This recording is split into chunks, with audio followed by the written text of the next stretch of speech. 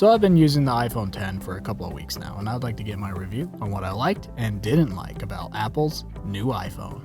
The iPhone 10 has a new look with a glass back and a stainless steel band going around the phone, which gives the phone a much better grip compared to the older iPhones, which had an aluminum back. Now with the glass back, I like it. It's nice. It's a fingerprint magnet, of course, but overall I like the new look.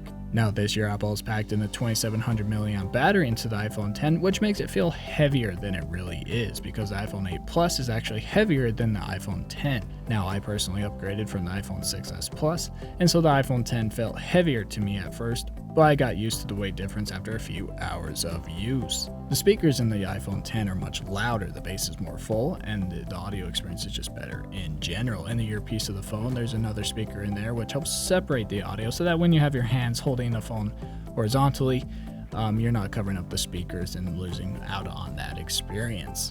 The most noticeable change with the iPhone 10 is the screen. The OLED display in the iPhone 10 is beautiful. The colors pop out, the contrast is awesome, the viewing angles are much better. Overall, it's very sharp. And to be honest with you, you have to be here in person to see what kind of amazing display this really is. Now with the new display in the iPhone 10, Apple has shrunken the top and bottom bezels so the screen goes right up to the edges of the phone. And because of this, Apple had to fit the earpiece, the camera, and all the new sensors in the cutout at the top of the screen. Now for some, this notch can be really distracting, but for me I didn't really notice it because it's at the top of the screen and my eyes are mainly looking at the center of the screen. Now when I was watching a movie in landscape mode and zoomed in, I would notice the notch for a few seconds, and then I would totally forget about it and I would focus on the movie I was watching.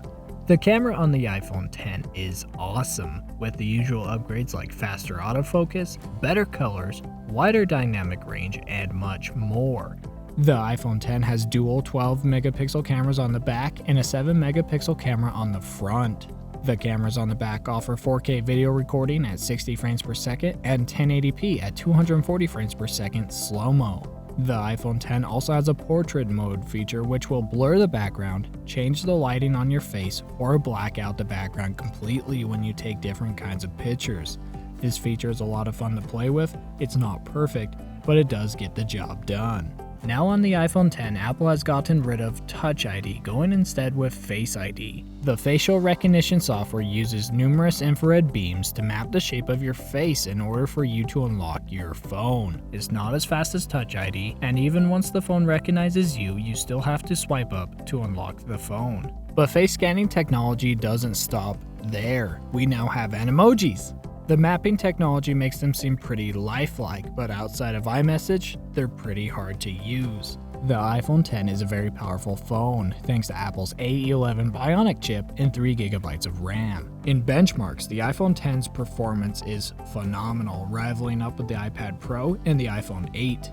The iPhone 10 is a very powerful phone. It has a beautiful OLED display, fantastic cameras, Face ID, and a performance that trumps a lot of smartphones nowadays. But in the end, it's just an iPhone. With a starting price of $1,000 for the 64GB model, in my opinion, that's a lot of money to be spending on a phone. Now if you have the money, why not? Go for it, upgrade. But if not, I would wait till Apple comes out with something much better. Overall, I've been very happy with my iPhone 10. It has outperformed any iPhone I've ever owned, and that's coming from an iPhone 5, an iPhone 6, and the 6s Plus.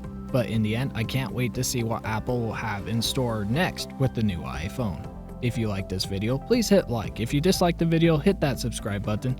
And if you'd like to see a more in-depth review of the iPhone 10, please leave a comment below. This is Aaron Belston. Till next time.